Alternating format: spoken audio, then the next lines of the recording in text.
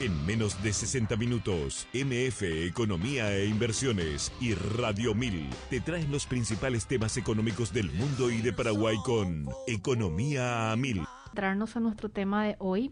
Pasaron 17 minutos de las 13 de hoy, martes 31 de mayo de 2022, y el tema que nos traen tanto Adri Guillén como Cindy Romero es sobre un análisis de las perspectivas del sector agropecuario. Así mismo. Y ahí vamos a tener una suerte de lo general, un contexto internacional para ir aterrizándolo a nivel regional e incluso a Paraguay. Así que yo le cedo la aposta, no sé, Adri, Cindy, vamos a hacer adelante. una introducción porque acá Cindy Romero es nuestra experta agrónoma, entonces ella nos va a profundizar el tema y yo voy a introducir un poco. Esto de lo que le vamos a hablar, y quiero que estén muy atentos los oyentes, es sobre un sectorial agrícola que lo publicamos cada 6 meses en la consultora MF y bueno, es un producto que vendemos a muchos bancos y tiene una base de análisis y de datos y de fuentes muy, muy, muy interesantes.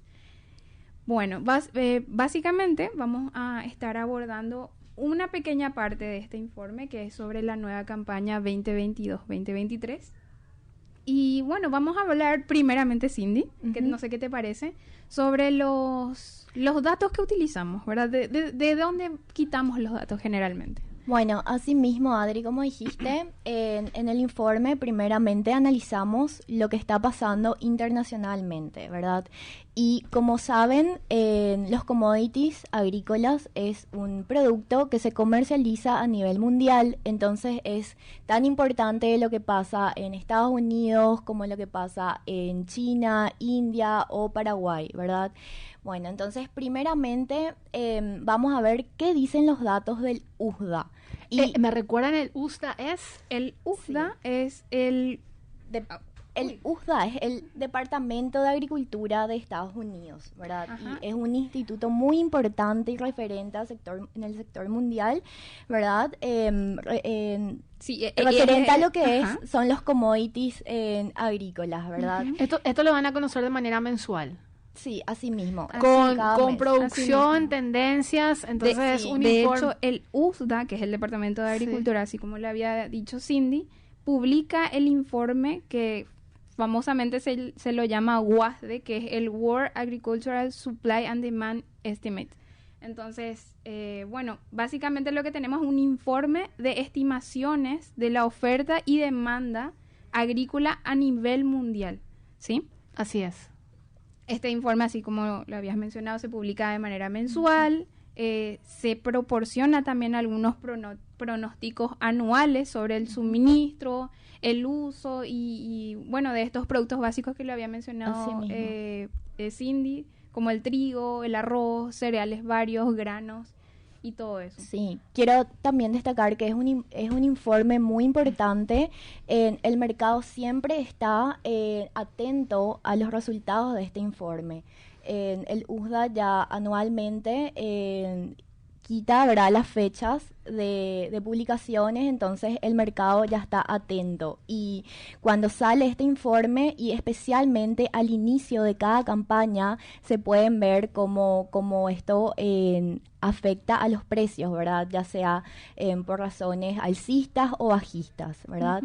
Bueno, entonces ahora vamos a ver un poquitito cuáles son las perspectivas para esta nueva campaña, ¿verdad? Que ya inició en Estados Unidos, ya inició la campaña 2022-2023 con la siembra de soja. Adri, si nos contás un poquitito cuáles son las perspectivas para Estados Unidos. Sí, vamos a comentar sobre las perspectivas, pero me gustaría antes de nuevo comentar sobre qué tipo de productos se analizan en este informe o se contemplan, ¿sí? Claro, bueno, es solamente soja. Estamos hablando de otros productos que forman parte de... Sí. Así mismo. En este sectorial nosotros utilizamos distintos tipos de productos básicos que son los famosos granos de mayor comercialización en el mercado internacional. Que son la soja, el trigo y el maíz, ¿sí? Estos son tratados como commodities en el mercado internacional, y para los oyentes me gustaría explicar un poco qué es un commodity, ¿verdad? Un commodity, por lo general, es un material tangible que se puede comercializar, comprar o vender, y normalmente se utiliza como un insumo para la fabricación de otros productos, ¿sí? Este se puede dividir en 4 categorías. Primero están los commodities basados en el metal, otros están los commodities energéticos, luego están los commodities de ganadería, luego están los commodities de agricultura. Bueno, y básicamente los metales se incluyen como el oro, la plata, el cobre. En energía está el petróleo. En ganadería está, redundantemente voy a decir, el ganado, ¿sí? Y en agricultura están la soja, el maíz, el arroz, el trigo, el café. Uh-huh. Entonces, estamos hablando en un contexto de granos que son utilizados como un insumo base, ¿sí? Para poder explicar un poco a los oyentes, bueno, un ejemplo del caso del maíz puede ser utilizado como una preparación base para un edulcorante, ¿sí? Por eso es que se vende en gran cantidad, o se puede utilizar para el aceite o para el alcohol. También el trigo se puede utilizar para la fabricación de harina, para panadería, todos comemos pan, bueno, y por eso es masivamente comercializado. Otro ejemplo es el algodón, que es una base para la industria textil, o la soja, bueno, que es para la obtención de algunos aceites u otros preparados. Ahora, yendo al punto de Cindy, que básicamente trata sobre la perspectiva en la producción internacional de soja. Bueno, el USDA presenta un escenario no muy favorable. Hemos cerrado luego, de hecho, un año complicado. ¿Producción mundial o solo de la de Estados Unidos es la que vas a compartir Solo ahora? La producción mundial, ¿sí? Producción mundial, y después vamos a ir mencionando algunos puntos de Estados Unidos, uh-huh, que es el que está sembrando ahora mismo este commodity. Uh-huh, así mismo. Para la nueva campaña, el USDA proyecta un crecimiento en la producción mundial de soja de un 13% en comparación a la campaña anterior, que era la 2021/22. Bueno, en cifras absolutas, esta sería de aproximadamente una producción de 394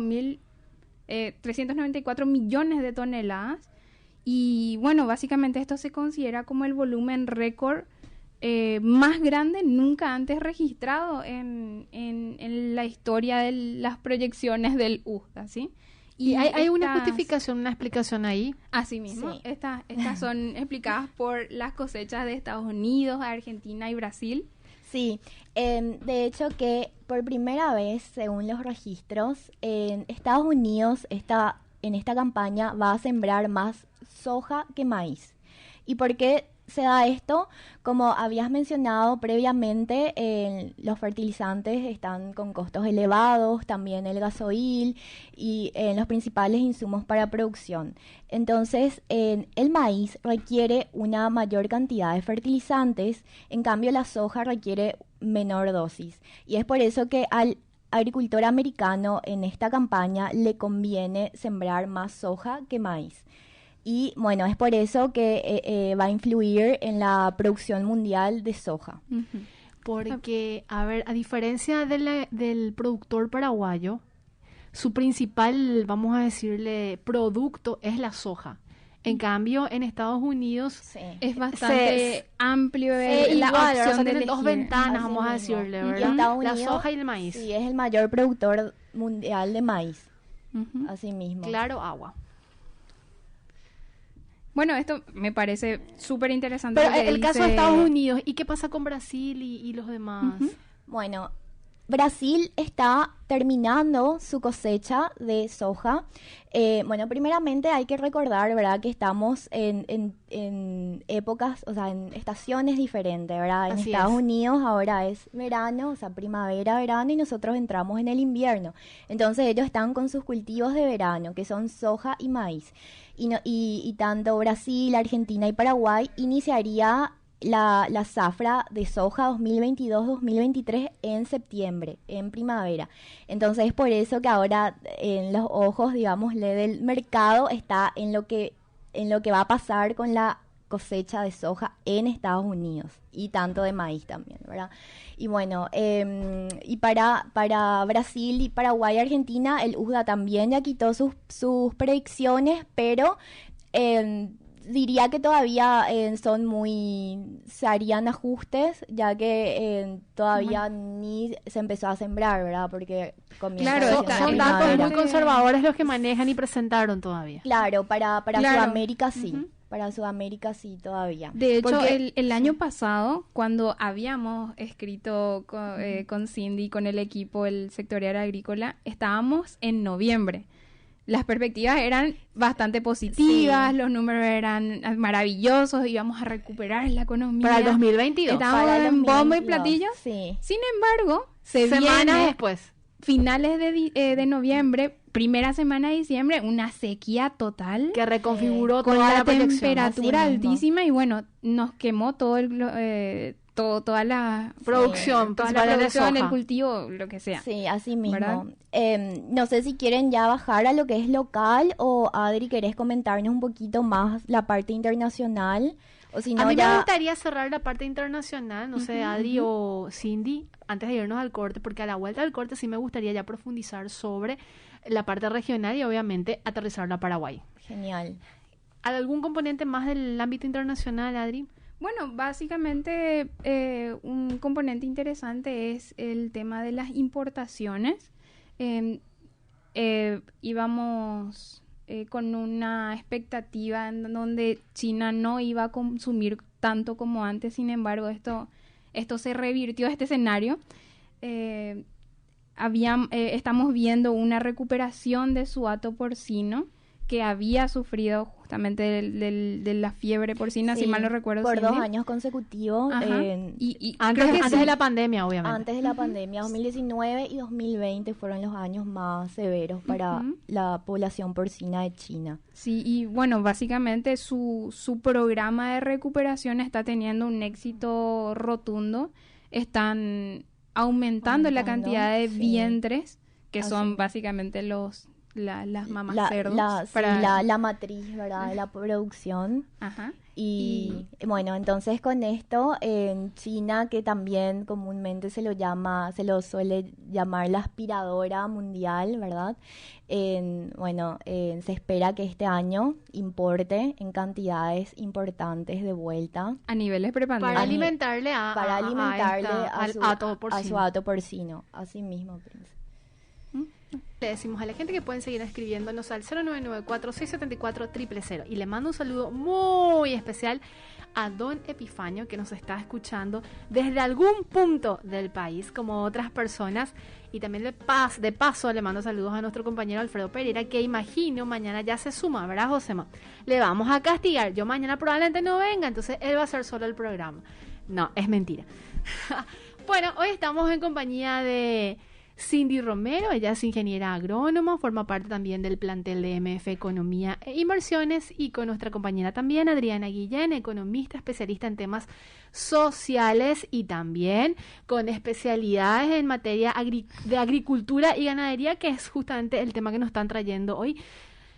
Haciendo una pincelada de lo que está pasando a nivel internacional para entender un poco cómo está haciendo la producción, cuáles son las perspectivas para este 2022-2023, porque esta es una nueva campaña ya. De hecho, Cindy nos estaba comentando sobre lo que ya se denomina la nueva campaña en Estados Unidos, porque hay una diferencia evidentemente de estaciones, porque nosotros acá en Paraguay empezamos a cosechar, mejor dicho, a sembrar en septiembre, y la cosecha lo hacemos ya a inicios de año. Creo que, si mal no recuerdo, sería marzo, Sí, abril aproximadamente. Enero. Y creo que depende mucho también de las condiciones climáticas, Así ¿verdad? Para que mismo. se atrase o se adelante. Así mismo. Cindy, ¿podemos hacer una recapitulación, por favor? Bueno, estábamos mencionando en el capítulo anterior sobre las perspectivas de la producción de soja especialmente. Y un punto que destacamos fue que por primera vez Estados Unidos en esta campaña va a sembrar más soja que maíz.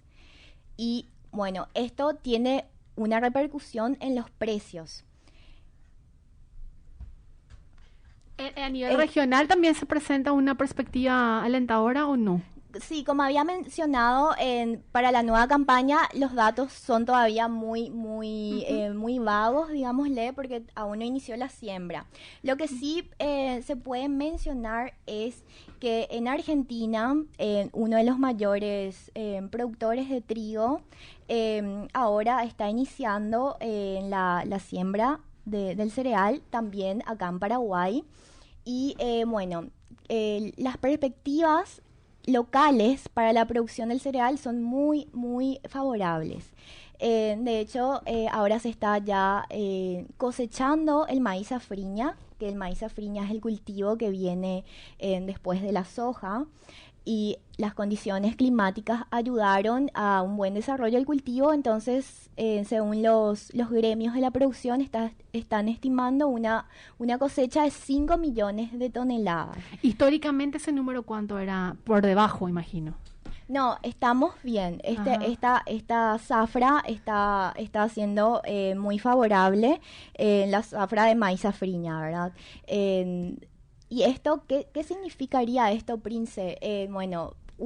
Esto podría dar un alivio al productor que previamente sembró soja, y bueno, como todos saben, fue una campaña, la peor campaña de Paraguay, con rendimientos, los menores rendimientos registrados. Estamos hablando de la zafra 2021-2022. 2022 de soja, que es el cultivo que le antecede al maíz safriña. ¿Con una caída de aproximadamente 60% o llegó a los 70%? Sí. Llegó a los 70, sí. Esos números ya casi cerrados. Sí, casi cerrados, sí.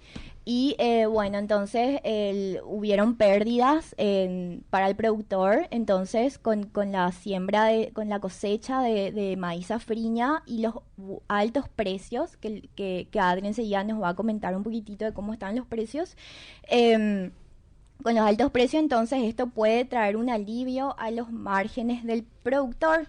Así también hay una buena perspectiva para la producción de trigo, que es el principal cultivo de invierno acá de Paraguay. ¿Esto ya empezó todavía? Sí, ya empezó en mayo, abril, mayo, ya empezaron a sembrar, algunos siguen sembrando, y bueno, se estaría cosechando antes que la soja, ya por septiembre, octubre, de acuerdo a los tiempos en que sembró el productor triguero, ¿verdad? ¿Los precios del trigo también están acompañando? Sí, los precios, sí, por eso hay buenas razones también para la siembra del trigo. Entonces eso animó un poquitito también a los productores. Bueno, el principal es el precio, ¿verdad? El precio internacional, que está alto debido a que Rusia es el principal exportador de trigo, y bueno, por el conflicto bélico, junto con Ucrania, se están restringiendo esas exportaciones, y bueno, hay una menor oferta mundial, entonces los precios se elevan, ¿verdad? Claro, y esto se presenta, como ya habíamos hablado en el capítulo anterior, como la crisis representa una oportunidad para, en este caso, el productor paraguayo, ¿verdad? Imagino que otros también productores de la región que están apostando a este tipo de cultivo. Para poder aprovechar la diferencia. Claro, y si mal no recuerdo, corríjanme nomás ustedes, ¿verdad? El productor paraguayo es el mismo que cultiva estos tres productos: soja, maíz y trigo. Sí, así generalmente. Generalmente, sí, porque también hay productores que se dedican, ¿verdad?, netamente a lo que son los cultivos de invierno y así, pero el trigo es un cultivo que en los últimos años, ¿verdad?, estuvo perdiendo importancia, se disminuían las superficies de siembra, pero este año hay buenas razones, entonces se espera que aumente la superficie de siembra y también los rendimientos, claramente si el clima acompaña, claro. Hablabas de la producción del maíz en 5 millones aproximadamente. Así. ¿Y el del trigo, Cindy? Sí, el del trigo se espera que aproximadamente se coseche 1 millón de toneladas. ¿Esto es un promedio, está dentro del promedio, vamos a decirlo, histórico, o esto es mucho más de lo que se ha esperado? Los últimos 2 años la cosecha fue menor, exactamente no manejo el número, ¿verdad? Pero estuvo por las 900. Claro, pero menor a los sí, 1 millón. No, menor a las 1 millón, sí, así mismo. También quería resaltar otro factor, ¿verdad? Que favorece a la comercialización del trigo.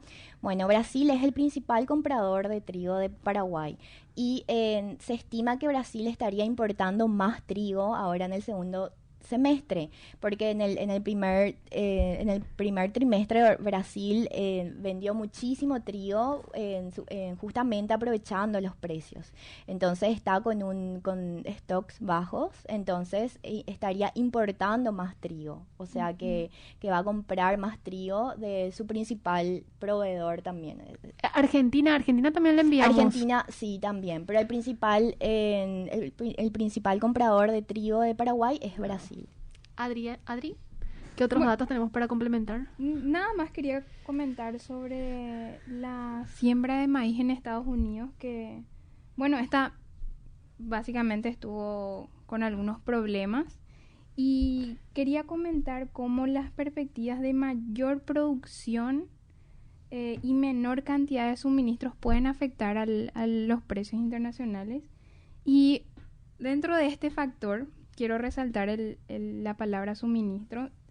Justamente habíamos conversado con Cindy sobre qué significa realmente suministro. Y bueno, básicamente incluye a todos los granos que pueden ser tanto exportados como utilizados para biocombustibles o para molienda. Y un dato que me había comentado Cindy y que fue bastante interesante es que la molienda va destinada no solo a aceite o harina o a uso animal, sino también que es una subparte a través de la utilización e industrialización de los biocombustibles. Muy interesante. Y de hecho el precio también de los fertilizantes terminó incidiendo, como lo que ya mencionaste, para la decisión fundamental que tomó el agricultor estadounidense. Así mismo. Y imagino que eso también se traslada a las decisiones que puede llegar a tomar el productor paraguayo. Porque creo que, si mal no recuerdo, ayer Larisa Barbosa nos había mencionado lo de la curva que mostraba la curva de compra, sería básicamente de importación de fertilizantes del agricultor paraguayo. ¿Puedes recordarnos esa parte, por favor, Adri? Bueno, básicamente la forma de la curva se basa entre los meses de enero a diciembre y muestra la cantidad importada de fertilizantes de los agricultores en Paraguay. Y esta curva es bastante pronunciada a mitad de año, entre junio y julio. Entonces, básicamente lo que te explica es que el agricultor ya está previendo su compra de insumos, de fertilizantes para la cosecha de fin de año, que, como había dicho Cindy, está entre septiembre y octubre. Sí, la siembra. Sí, Sí. ajá.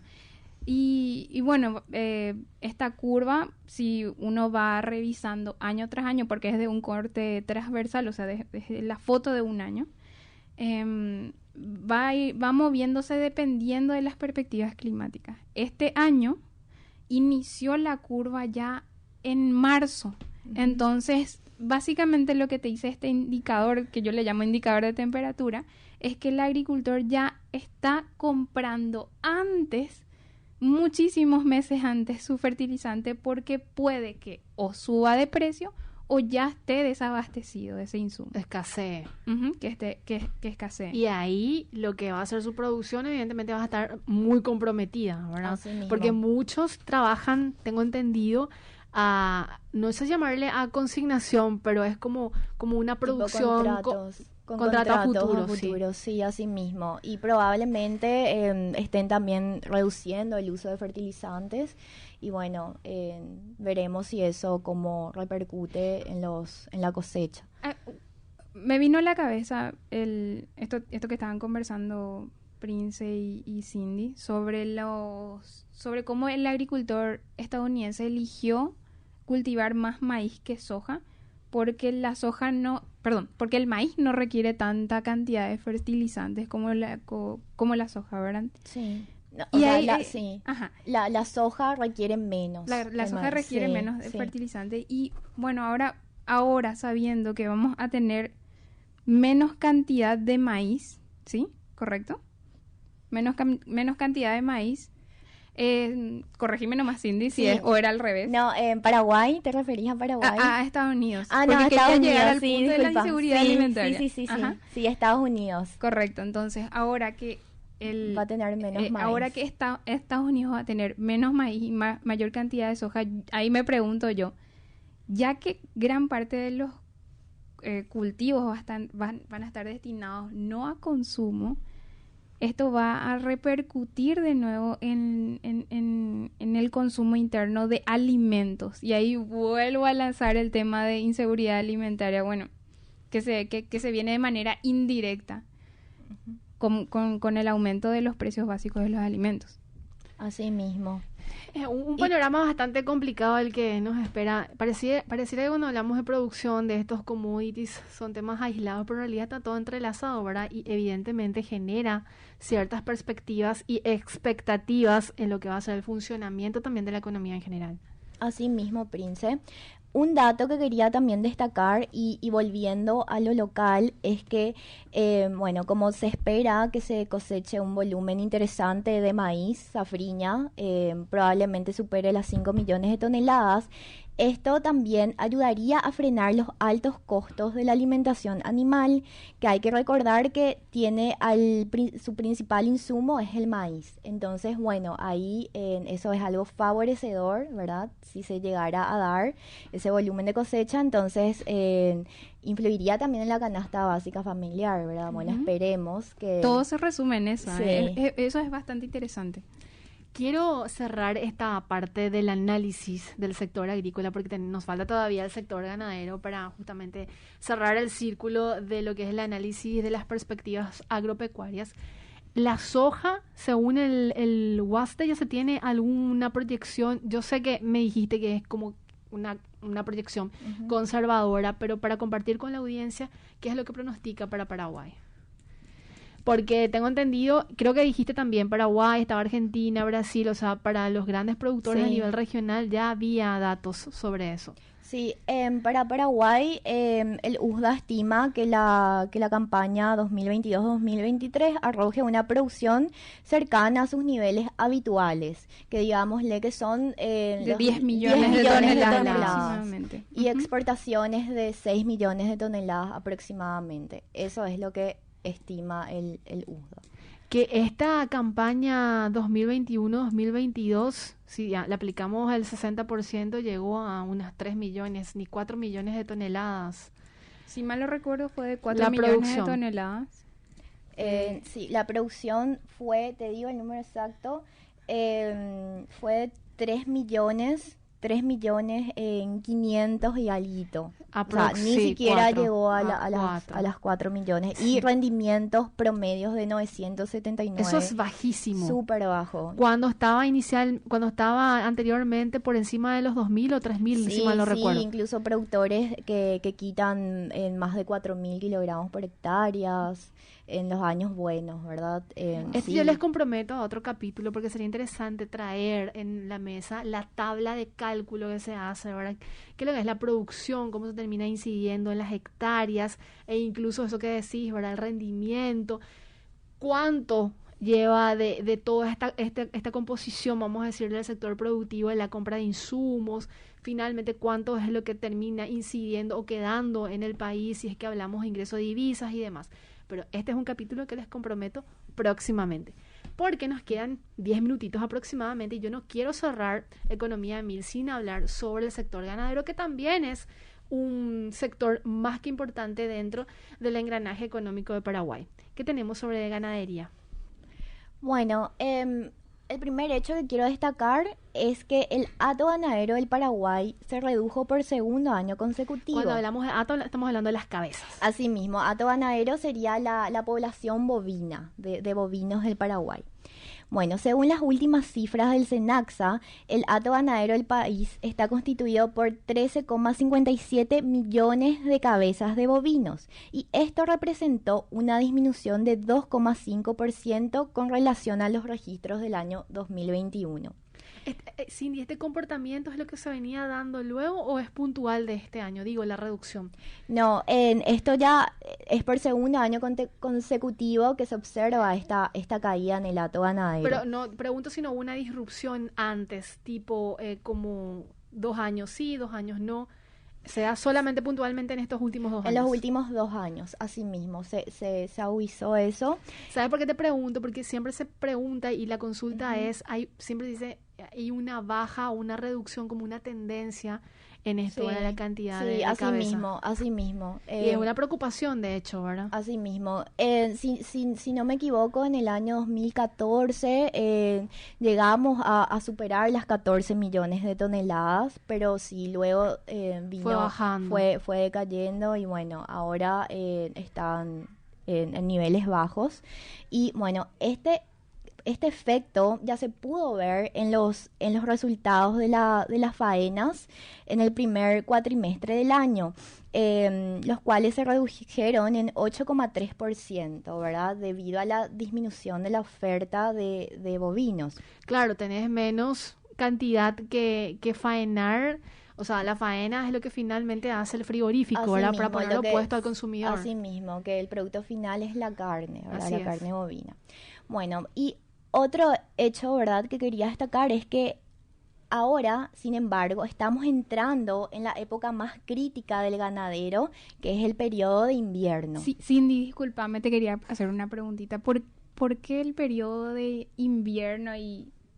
O sea, ¿esto le afecta a la vaca o no puede crecer normalmente? Bueno, el invierno es el periodo crítico porque es una temporada en donde la oferta forrajera se ve disminuida, ya sea por la falta de agua o en el caso de que se den heladas. Bueno, esto repercute significativamente en los pastos. Eso te iba a preguntar, la oferta forrajera. Sí, bueno, sí, la oferta...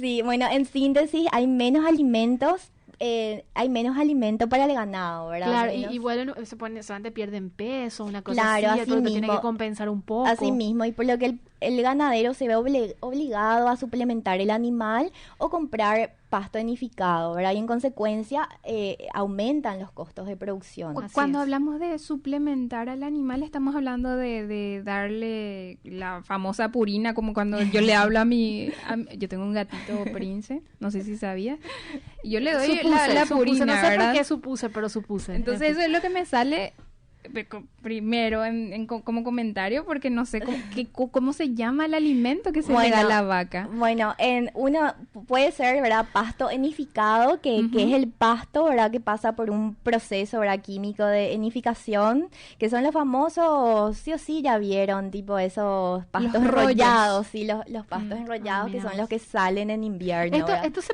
Perdón la pregunta, ¿verdad? Sí. Me surge nomás. ¿Esto se produce, es enificado? ¿Se produce en Paraguay o se importa? No, se produce en Paraguay. Hay productores que se dedican exclusivamente a la producción de pasto enificado. Enificado. Sin H, con H. O los famosos fardos también se los llaman. Qué interesante.